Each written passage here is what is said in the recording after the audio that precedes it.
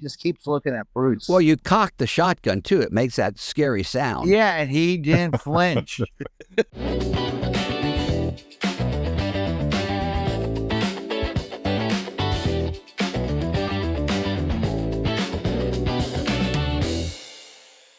Hi, everybody, and welcome back to Becoming the King of Pot. I'm Todd Denkin. With me, as always, my criminal cousin, Bruce, known as the King of Pot.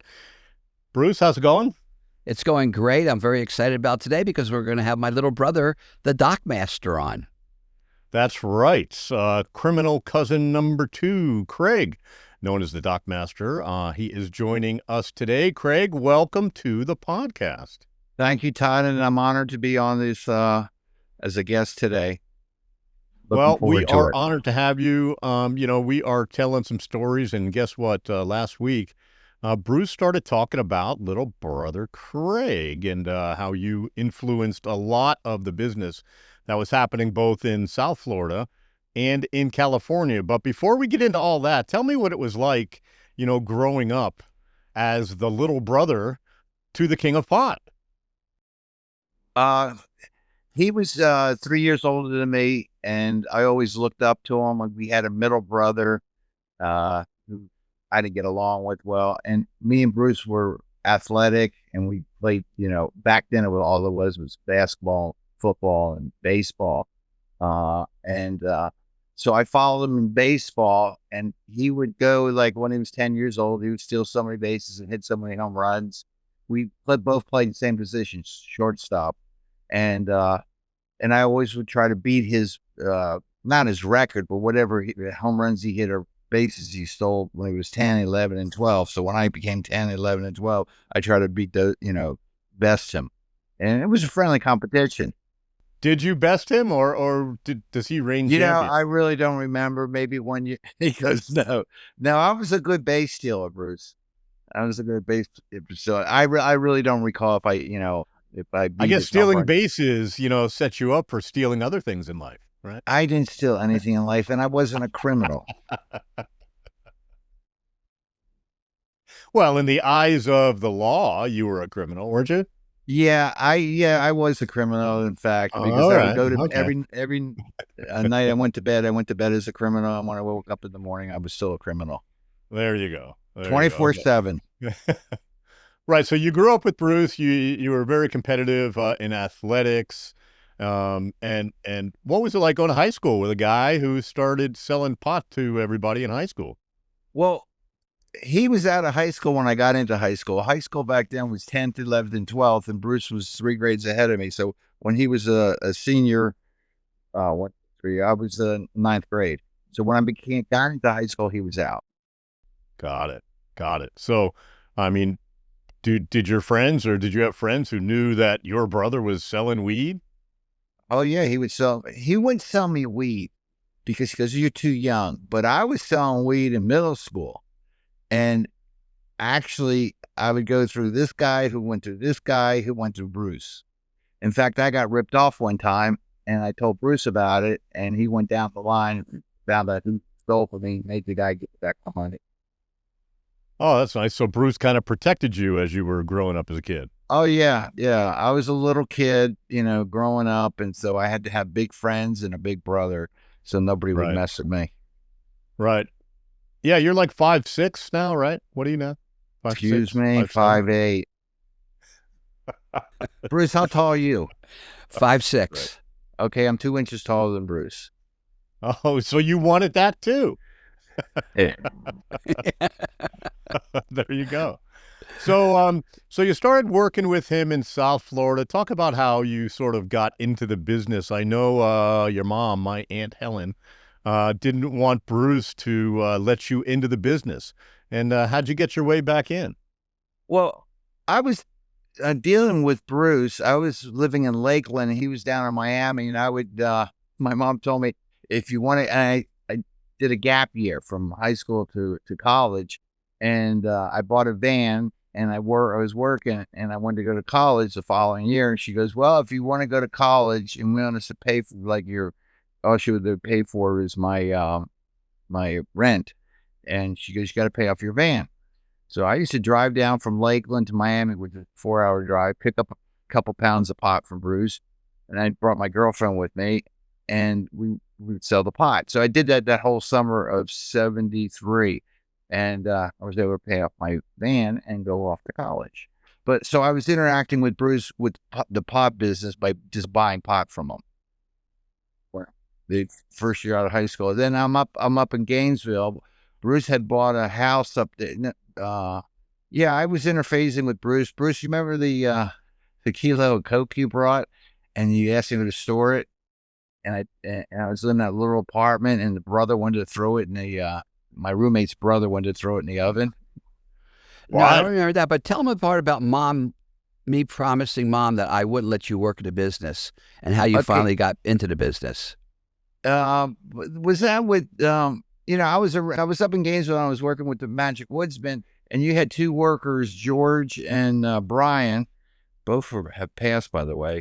And they would come up and they would deliver me supplies for the Magic Woodsman, and I saw what they were doing and what kind of money they were making. They collect money, deliver pot for you. There was a connection between Gainesville and Fort Lauderdale or Miami with the pot. And I wanted to get in the business, and something happened at the house. She left a bale of pot. They would travel a lot, Mom and Dad. And one time when they were traveling with a second or third cousin, you went over there and you left a bale there and a bunch of money. And George was supposed to pick it up, and he forgot to get it. When they came home, the cousin found the bale in a closet or something. And he freaked out and got on a plane the next day and went home.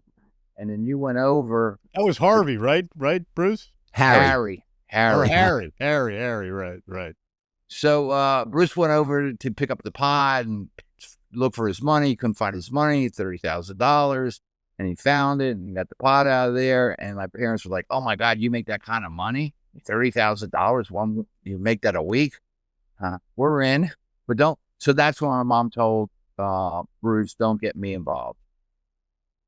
So a year goes by and I'm up in Gainesville and I see George and Brian coming and going and kind of money they're making.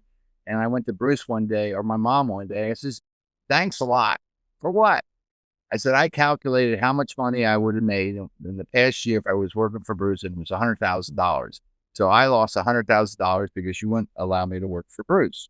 Bruce made a promise to you. You made Bruce make a promise to you, and he kept it. Okay, you go work for your brother." So that's when I started working for him. That is just so funny that old innocent Aunt Helen, right, was like, "Well, I guess it's okay if you want to go smuggle with your brother as long as you're making a nice living."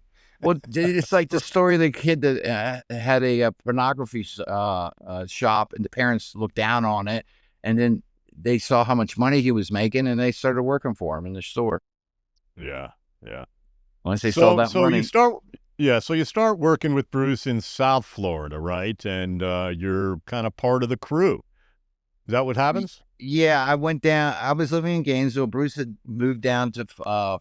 Bruce was coming back and forth from Fort Lauderdale to Gainesville, and I did a little bit of work for him. Go collect some money for somebody, or go deliver some pot, or drive some pot from Gainesville down to Fort Lauderdale, or vice versa. But then I moved down to Fort Lauderdale in 1976.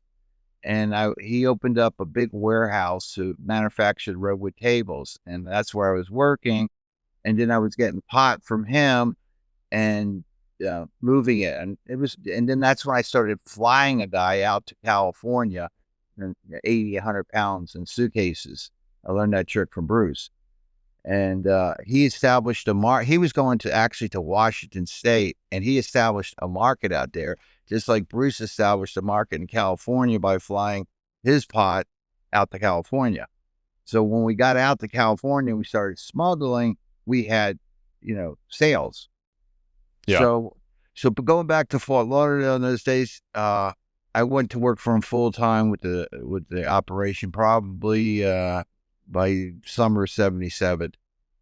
And I had a girlfriend. What did you do mainly? You were selling, you were collecting money. Were you offloading boats? Were you doing that kind of stuff? Well, the big one was 50,000 pounds. He wakes me. I had a girlfriend. There's a connection because her brother was our big salesman out in California. And so Tony, your girlfriend? What's that? Was that Tony you're talking about? No, Mary Ann. That's Mark the Shark's sister. Got it. Okay, so me and her are like collecting money, driving pot back and forth, and we're mostly down in Fort Lauderdale. And he wakes us up, me and Mary Ann, at like 2:00 in the morning. He goes, "Come on, guys, you're going to the islands."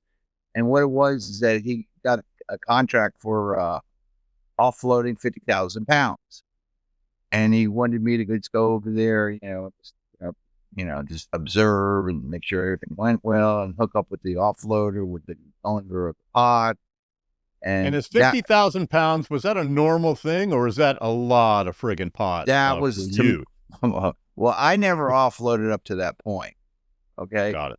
That was huge, 50,000. So you were dealing in pound here, a pound there, a couple pounds here, a couple pounds No, there. I would take bales. We would get, I would drive bales. Let me see, about 33 bales, about 1,500 pounds to 2,000 pounds down to Homestead from Fort Lauderdale. Collect the money, go back up. I was moving I was working for Bruce, but I was moving bales. A bale is like 50 to 70 pounds, and that is how they package it. So then I was Cat Island, and we talked about Cat Island last week, and how there was a big shootout, right? Well, what happened is that there was two guys. It was father and son. We called them senior and junior, and the Bobs, right? The Bobs, the Bobs, yeah, right. So, Junior, Bruce wanted to go out and offload it, hit a boat, and he used a speedboat. I don't know, take off 1,000 pounds or something. And he went out in a brand new speedboat, and he hit a wave. When he came back down, the boat split in half, and he's out in the ocean. Ooh. Now we don't know this. Hate when that happens. I hate when that happens. So his father, who knew that Bruce sent them out, and there's no word of his son, so he goes and sees Bruce. Now, where's my son? And then from that, we found the son, and I pulled the shotgun on the guy, and the guy was weird. Back then, nobody wore sunglasses at night.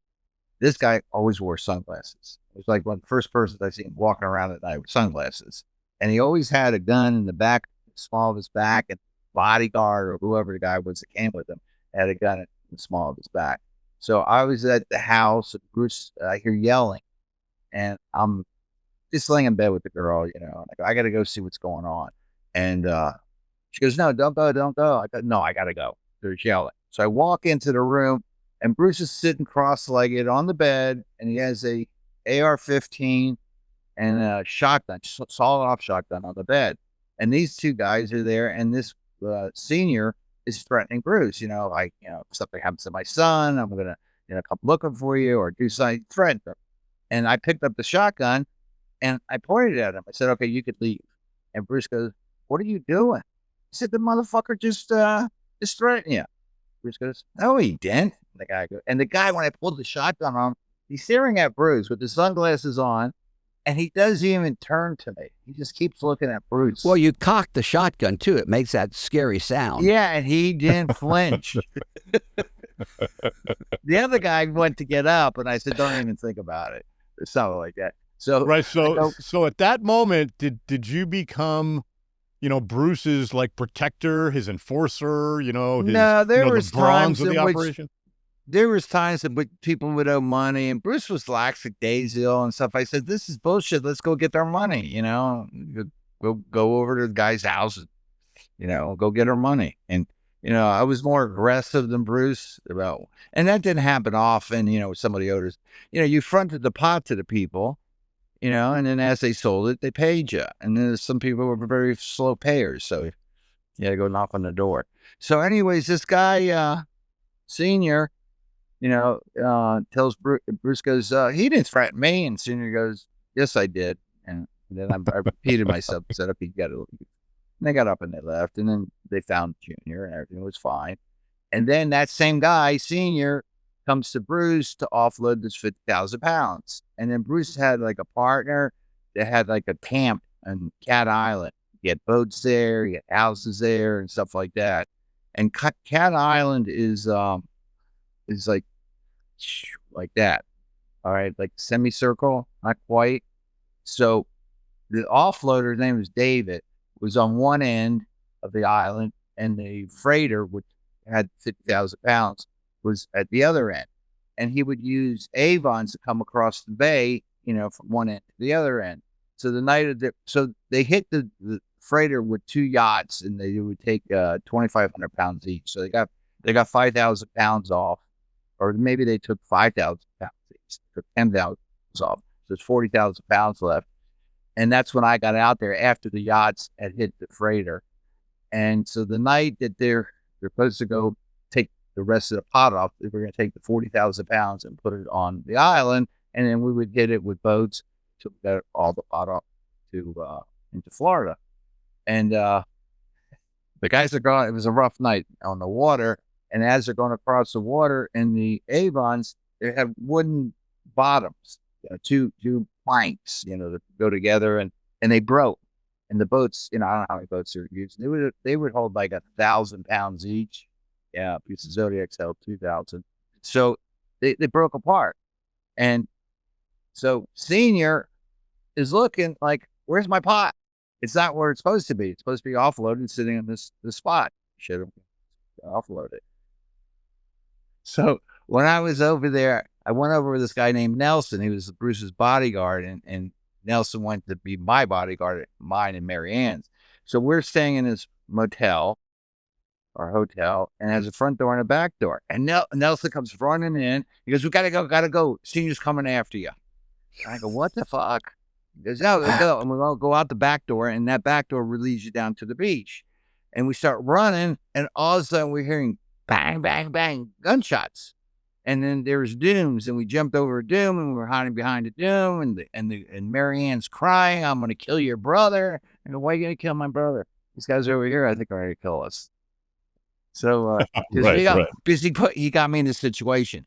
So I turned to Nelson, who had a gun. I said, "Nelson, can you do something about this?" And the guys are shooting. Bullets are whizzing here, whizzing there. It wasn't a lot of shots. And Nelson started shooting back at them, and that was it. And they left. So the next morning, I made arrangements to meet with Senior to explain. No, I went and saw David Rhodes. Like, what the fuck? Why didn't you offload the freighter? And he told me what happened. The boats broke apart. Then I went to Senior. I walked up to Senior, and he's looking straight ahead. I'm coming up on the side. And I guess you didn't like me pulling that shotgun on you. Since this guy's go shoot. So I explained to them what happened. The boats broke apart. They'll offload the freighter tonight, and they did. They offloaded it. We got the rest of the pot to Florida. And what happened there is that when you offload, say it's 50,000 pounds, you charge the owner of the pot 25% of the load. So it's 50,000 pounds. He gets 12,500 pounds of pot for doing it. And he split it with this guy, David Rhodes. So Bruce got 250 pounds. So then what Bruce did is that he told Senior, "I want to take the rest of your pot and I could sell it." So we got all the pot, the 50,000 pounds. And we had stash houses. We had 2 houses that we stayed at in Fort Lauderdale, and a couple stash houses. And we put the 50,000 pounds in 2 or 3 different stash houses. So Craig, you got arrested during all of that stuff, right? It happened in one of the stash houses or something? Yeah. What it was is that we had all the pot, and Bruce used to move a lot of pot, and sometimes the market gets flooded, and the market was flooded with pot, so it's hard to sell it. And plus, a couple of his big buyers was taking vacations at that time, so we were getting pressure from Senior. We owed him $10 million. The pot, Bruce, he sold the pot to Bruce for $200, 50,000 pounds, $10 million. Actually, he had a bodyguard. Guy was bodybuilder, And he had him staying at one of our houses. And as we sold the pot, we give the money to the guy, and the guy would go give it to the senior. And it was going real slow. So we're under like kind of pressure to sell the pot. And I made the cardinal sin, or somebody made the cardinal sin. You never sell to a friend of a friend. And somebody was a friend of a friend. They wanted to buy 500 pounds. And we happened to have 500 pounds in one of the stash houses. They were narcs. Somebody flipped, blah, blah, blah. That's how I got busted. So I went over to load up the 2 cars. Each car would hold 250 pounds. And I go to the house. One guy was a narc, and the other narc was following us or whatever. And I got busted with 500 pounds. That's how I got busted. Now, there's a rule with the Colombians, is that because the pot's fronted to you by the Colombians, you put a down payment.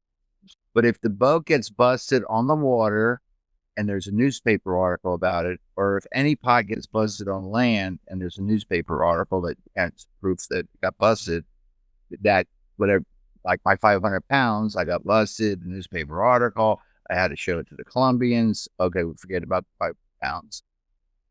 So yeah, I got busted in April of, I went to my first hearing, April of 78. Yeah, April 78. And then that summer, or about October. Wait, no, we brought the load in. I did have a hearing until April. So anyways, that October, I went out. Wait, so you get busted, then you get bailed out of jail because you guys got plenty of cash, and then you get a court date. There's a lot of heat happening in Florida, right? So you guys are looking at California at this point. Well, Bruce wanted to, came up with that idea years earlier. It's, they have a saying: you bring a fishing boat comes in with a boatload of fish, and everybody thinks it has a boatload of pot. In California, a fishing boat that comes in with a boatload of pot, everybody thinks it has a boatload of fish. There was no heat. It was amazing. I mean, there was so much heat in Florida, and there was virtually no heat in California. Right. So you go out to California, and this is when that Alaskan smuggle happens that we talked about last week, right, Bruce? Yeah. Now, probably that summer of 78, Bruce, I wouldn't know when the boat left Alaska, how long it took to get on to Columbia. But when we went out to California, we were going to do the offload from the boat with Zodiacs and Avons, and then bring it on to the beach. So I don't know when it left, but when we went out to California, we got to get out to California. We have a boat on the water. This is when it's coming in, and we got to practice because we're going to go out. We are people. We're going to go out on the Zodiacs and the Avons and offload. It was like 20,000 pounds, Bruce? Yeah, it was 20,000 pounds. But I want to interject something here. Because the boats in Cat Island, you just don't become the king of pot, a giant smuggler or a kingpin. You learn by 100 mistakes you make and other people make. So we learned in Cat Island that you don't get a Zodiac with a wooden floor. A wooden floor breaks in rough seas. You had rough seas out in California, so we got the 19-foot Zodiacs, which has aluminum floors. All right, so and we would practice. I mean, you just don't do a smuggle. We practice constantly. Practice later on with everyone on the docks knew how to run the speedboats, the escape boats. Everyone. All right, and they practice at nighttime and simulation. So now we're out there practicing in the Zodiac, so you don't overturn in the waves accidentally because you've never been there, or you don't know where the cliffs are, or you just do a lot of practicing. It was constant. We were out in the Pacific a lot, and you actually would put together the Zodiac on the beach. It wasn't like they were put together. And we got it down. We could put one together in 15 minutes. And I think we were only using 2 boats, and you had foot pumps that pump them up, and then it had 3 panels for the floor, and they were aluminum. So yeah, we practiced a lot with the Zodiacs for the Alaskan boat, and that boat sank. Yeah.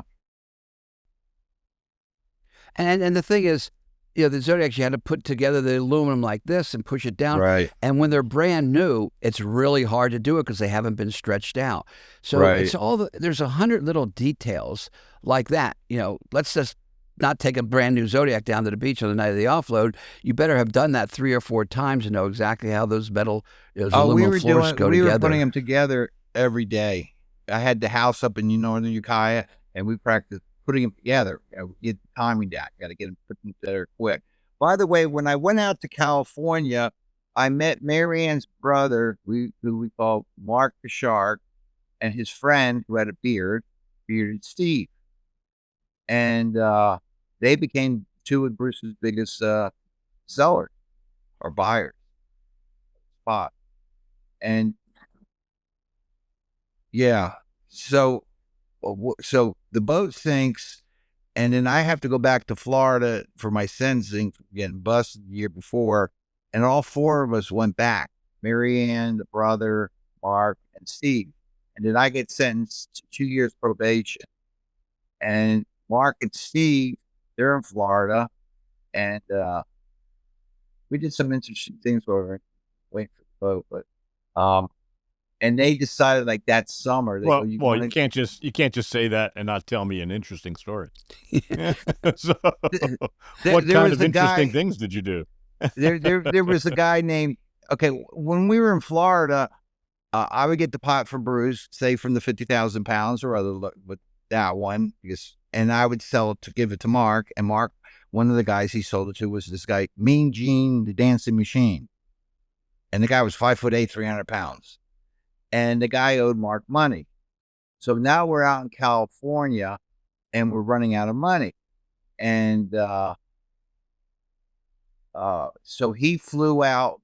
He was skiing Denver or around Denver, and he broke his leg, and we made arrangements with him to bring an ounce of Coke out. Now, we dabbled in Coke. And the thing about Coke, an ounce of Coke, you would pay $1,500 in Florida, and it was good Coke. And you could sell it for $3,000 in California and step on it a little bit. So the guy put an ounce of Coke down he had a cast on his leg. He had broken his leg skiing. And he put the ounce down there, and he met us in Denver. We drove 24 hours straight to Denver, and he gave us the ounce of Coke. Now, what happened with Gene before that is that when we went back from California to Florida, we were low on money, and this guy owed him money. And he was telling Mark, I live here when I lived over there. So the 4 of us, Mary Ann, myself, Steve, and Mark, tracked him down, knocked on his door, and we had tasers. And they had 2 cartridges on each side. And if you take one out and you push the button, it would just, electricity, right? So we get in his house, and we just start cleaning out his house. This guy was loaded down, stereos, TVs, silver coins. And while Mark and Steve were cleaning him out and putting the stuff in the car, he was sitting in a chair, and I had a taser. And I was mad at him because he owed his money, and he was trying to hide it and all that stuff. Trying to tell us he didn't live, he lived over here when he lived over there. And I was slapping him around. I would pick him up and throw him back on the chair. I took the taser and I popped out the cartridge and I put it up to his face and pushed the button, and the electricity was like, and Mark and Steve got mad at me for roughing him up. So, he owed us money. He was lying, so he needs to get roughed up. So that's hell yeah. Yeah, you got it. That's right. Craig, what are you doing? Roughing people up? Yeah, right. Mark and Steve were like shocked, like, what did you do? I mean, this is a friend of theirs. I mean, and maybe they grew up with them or something. And I go, fuck him. He's trying to rip us off. He's telling us he lives here and he lives over there. He's trying to avoid us. And, so we didn't get any money out of him, but we got, electronics. So, and then later on is when we were out in California. This before we went to California, and later on, he's the same guy that flew out to Denver, and we drove over. He still owed us money, and gave us the ounce of Coke, and we grammed it up, I think, and sold it that way. Made as much money as possible, 1 ounce. Nice. So Bruce moves his operation now at this point to California, and then you get 2 years probation, right? So you can't go back. Is that what happened? Yeah, I'm stuck in Florida, and Mark and Steve go back out there like that summer of '79, and then after 1 year they released me. So I'm released in April of 1980, and now I flew out there one time. Bruce had did an offload in the end of '79, and he had money, and I just come out. I'll give him money. He owed me money. I didn't beat him up though. I didn't rough him up. And I flew out there like the end of '79, picked up money, and came back. And then when I was off probation, boom, I made a beeline to California. Right. And what were you doing the year? What were you doing the year that you couldn't go out there in Florida? Just still moving weight? Yeah, I hooked up with Bruce's people from Florida, and I would pick up weight, sell them weight, or buy weight from them and sell it. Yeah, I was selling pot in Florida with Bruce's connections. By the thousands of pounds. This is no longer bales or pounds. This is like the 2,000 pounds you brought to Jeannie with Donnie. 2,500. I talked to Donnie. He's got some good stories, Donnie. Anyways, it was 2,500 pounds, and I did it with Donnie. He had the people that had the pot, and I had the people that were going to buy it. And Jeannie goes, "Yeah, bring it up here. I'll pay you. I'll pay you cash." So we get up there. Long story short, 2 weeks later, we left with the money. Took her 2 weeks to move it, pay us. And me and Donnie did not leave that house. Right. So Bruce, at this point, what's it like, having your little brother as part of your crew and, someone that you used to protect who's now protecting you, right? What is it like working with Craig? Well, one, it was a sense of relief and a sense of security that there's somebody there. You understand, we're talking $9 million loads, on the average, and that's $9 million, 1980 dollars. So, it's close to $40 million today. And people could steal from you. They got all these seamen that you could steal from you. You needed people that you knew were not going to rip you off, that when they collected the money, if there was $1 million laying on the floor, when they're counting it all out, that there's going to be $1 million when they're done. They're not going to pocket 10,000 or 5,000, which often happened. And so it was a very sense of comfort. But what I like to do is jump into me setting up the Bay operation, and then how he got the name, the Dockmaster, and what he did for the Dockmaster. So I can quickly go into my role, then turn it back over to him. What do you think of that story? Yeah, no, that's fine. I mean, so you're moving to California right now because there's a lot of heat happening in Florida. Craig goes, does a little recon for you, and pick it up from that point. Okay, so the Alaskan crab boat sinks. He has to go back to Florida. Meanwhile, I did an offload, so I had a lot of money. And then we set the whole thing up. That's really when I went from becoming the king of pot to being the king of pot in those early initial trips. So what we did in the Bay, when a boat comes in underneath the Golden Gate Bridge, I don't even know how to describe it. It was like we were an invading army. And we had lookouts everywhere. We watched the Coast Guard station. We watched the Richmond Bay Patrol. We watched the heliport. We watched the Naval Station. We watched the police stations. We monitored every single frequency that law enforcement. We knew who they were following. We were listening to them do sting operations. We knew which phones were tapped. Pay phones were tapped. And we knew. And wait, before you go on, and this is 1979, 1980, so the technology available is not the best, not what we have today.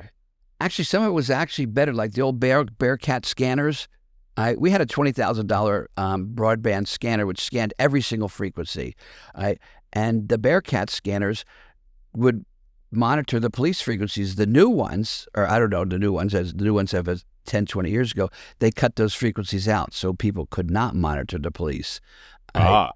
So if you want to monitor the police, get the old Bearcat scanners. Little tip here. For all you smugglers out there now, right? Make sure you get Bearcat. Okay, they should pay us for that commercial.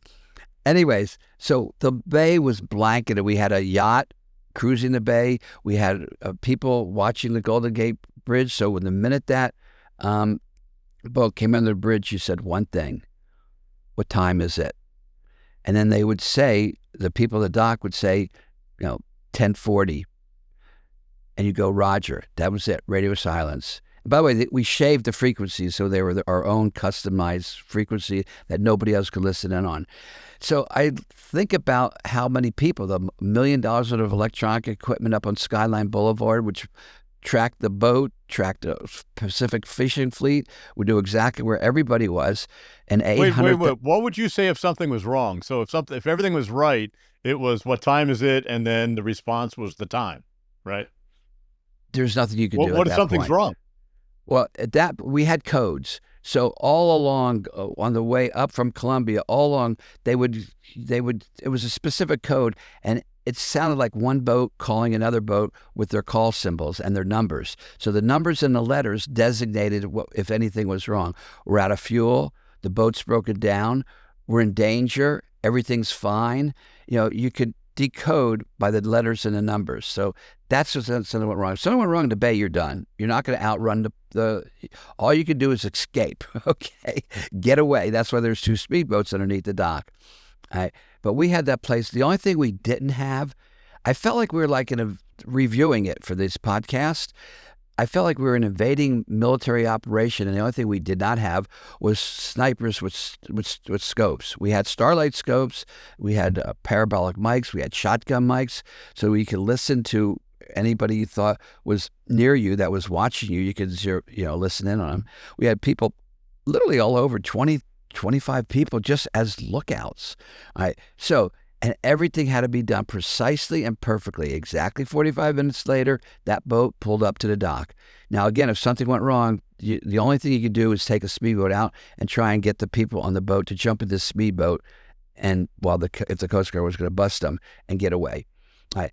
Now the boat comes over, and this is where the Dockmaster comes in, and the precision. It was like I was there on the dock the first 5 loads, and I wanted to make sure everything was done exactly perfectly, where the person stood, how long they stood there. And I taught that to Craig. This is how you do it. So, and he ran the dock. So that's the Dockmaster. So now I'm going to turn it over to him and tell him how he could offload a boat so quickly and what it entailed. Gates, personnel, everything. And as a Dockmaster, what's the job? Right? What are the responsibilities, and how many people you got working for you on the dock? Okay, so when I first went out there, 2 weeks later, I was on the dock with Donnie. I brought him out, and it was our first time on the dock. And that Bruce was we would go out there like 2-3 hours before the boat came in. So we're getting everything ready and, and stuff like that. And that first trip that I was out there on, called trips, and Bruce would show me everything. Where the trucks were, the cars, how many cars. Yeah, so let's talk about that. What is getting everything ready? Well, explain. Okay, that. I had 15 workers that worked all the time. I mean, we brought in 9 loads in 2 years. Okay, so you're constantly working. You have a gap here and there. So, and I would take 10 of those 15 workers to put them on the dock, and then Mark would take 5 of his people. Now, let me tell you the difference between the California people and all Mark's people were from Florida that he worked with for years, and he brought them all out to California. It's the experience. I felt very, very comfortable being around Mark's people. My people, I've just met them and stuff like that, and I had to train them and stuff like that, and I'd rather be working with experienced smugglers than fishermen that never smuggled. So Mark would bring his 5 people, and his 5 people, what it was is you had 2 trucks. They would hold 15,000 pounds each, 24-foot box trucks. So the first thing the boat would come in, it would back up, and you would try to get it where you never bring a boat in on a full moon. You try to bring it on high tide or as close as high tide, so the back of the boat is close to the dock as possible, so you don't have to, lift the bales that much higher. And then we had refueling. We had like 1,000 gallons of diesel fuel. The boat would go nonstop. I mean, no refueling. Later on, we used to stop in Costa Rica and refuel. But then later on, we just put more ballast or tanks on, and it could make a round trip. And they're pretty low on fuel. and they had like 1,000 gallons of fuel that is 55-gallon drums. And two of Mark's people would, as soon as that boat backed in, and start filling the boat back up. It took a little while. And then you would, first thing you say to the captain, what's the bail count? Which I found amazing. And usually it was 500. And the bales were 50, 60, and 70 pounds. So we averaged it out at 60 pounds. So if he told me 500 bales times 60, it's 30,000 pounds. You got 30,000 pounds. We didn't have scales. They didn't have scales down on the beaches of Colombia. So we just, and there was no discrepancy on the weight. I would give Mark X amount of bales, and the Colombians give Bruce X amount of bales. Okay, I got 30,000 pounds. This is what I owe you. And what they would do too is that they would wrap it in burlap, plastic, and burlap. And they gave Bruce allowance of 4 pounds, but it only weighed 2.5. So he was picking up 1.5 pounds. So if you have 500 bales, 1.5 pounds, 750 pounds, times it by 300, it's like $250,000 found money. So the boat backs up, and you have the fish well where the pot was. You open it up, and you have two guys go down there. They would take the bales, they throw it onto the deck of the boat. So the deck of the boat would go onto the deck of the dock, and the dock would go into the back of the truck. So there's two guys in each position, two guys in the hole, two guys on the deck, two guys on the dock, but three guys in the truck. Two of them were packing it, and the other guy was doing a count. And then when he got to 250, if there was 500, stop. That's it. That's the end of that truck. And in the hole, we used to go to the hole. Guys could only be in there for 10 minutes. It was so fucking hot. It would pass out. So I would kind of like keep time. Okay, you two out, you two in, and then 10 minutes later. And it took us maybe a half hour to unload the boat, if that. And the truck is loaded. These are all Mark's people. One of Mark's people is driving one truck, and then we have two cars, one in front, one in back, a mile apart, a mile ahead, a mile behind. So there goes 4 Mark's people. It's all Mark's people. There's only one more. So the second one was, we had less people, hence took a little longer to load the other truck. And then when that was loaded, now that first truck went to Mark's ranch. And then the second truck was had partners, and it was Mark's driver and one car. And they would drive it to a parking lot somewhere. And they would give the keys to his partner people, and they would take it to their ranch. And the guy who drove the truck jumped in the car of the guy that was following them. And so that was his. And my people, so now the boat's unloaded, and we leave. But we left one person behind. What we do, we had these little pin flashlights, and we go around real quick and just see if there's any buds laying on the dock, and we push them into the water. So the whole operation, probably from the time the boat docked to the time the last person left, other than the guy that stayed behind, maybe an hour. Yeah, I think Bruce has famously said 57 minutes. You're unloaded, and trucks are off to secure the load somewhere. The precision was incredible. Craig just told you what happened, but it was very precise. When does the car come in? When does that gate at the foot of the dock open up? Harry opens it up.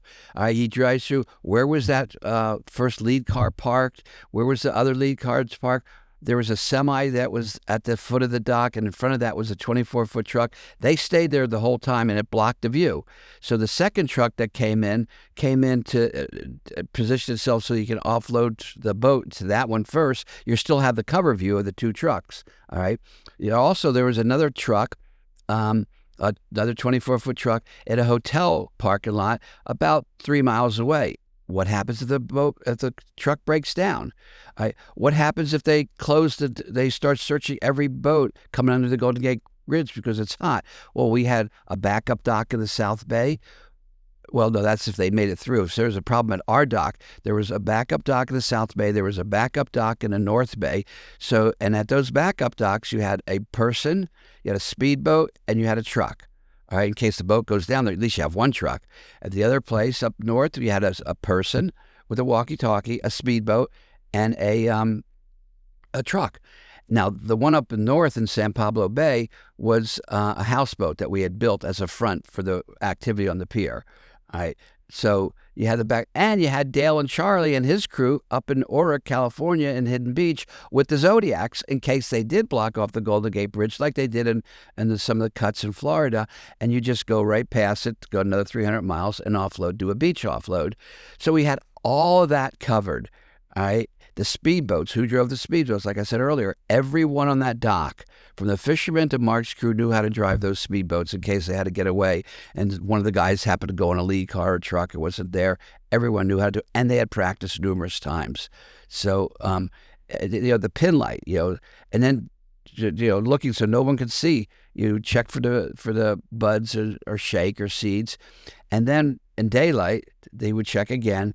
And about an hour later, Tommy and Frank would come. They ran the houseboat building company, and they would search the dock and make sure. The other 10 or 12 construction workers had no clue what was going on, but they'd get there first, they're the bosses, and they would scour the dock, make sure there was nothing left. All right, back to you, Craig. Oh, by the way, we used to have 2 boats off the coast of Mexico in case there was a problem with the boat coming up with the pot, which happened a couple times. Offloaded from one boat to the other, rescue boats. So that was that night. Now the big thing now was securing the pot, getting it to Mark. I didn't deal with the partners. I dealt with Mark, and I would go up to Mark's and go, okay, you have 15,000 pounds. You owe me $450,000, and within two. And $4.5 million. $4.5 million. And at the end, probably the last 3 loads or something, Mark was getting all 30,000 pounds. So that he was, I went to his house one time and he had a 2-car garage, and he would visqueen it. And that's how he broke it up, the pot. And he had his people there, and they weigh it, and they take off with the pot. And so I'm weighing it in this time. And it was 30,000 pounds, and $9 million. And I handed him it was like, numbered every bale. I had every bale 1, bale 2, and the weight. And I handed him the paper, a copy, and I says, okay, you owe me $9 million. Don't leave town. But he paid me in 2 weeks, $9 million. And that was like as a lump sum. So you would front $9 million worth of weed to a guy. Yeah. I mean, this is, Mark, in the beginning was getting, maybe 10,000 pounds, and then then we got rid of the partners, and he got the whole load. That's the whole story itself, getting rid of the partners. Sure. Why are you giving them half the pot? What did they do? Right. Well, we're going to come back next week and talk more about Bruce's California smuggling beginnings as Craig, the Dockmaster, is helping him become the king of pot, certainly with 9 loads in a couple of years. I'm looking forward to telling about the 2 trips because, again, those are, 60,000 pounds, 30 and 30 approximately, and gave you all the money in the world to build an empire. And that's what we did. And it wasn't just Craig and I, it was a whole crew of people. All right, guys, thanks again for joining us. We'll see you next time.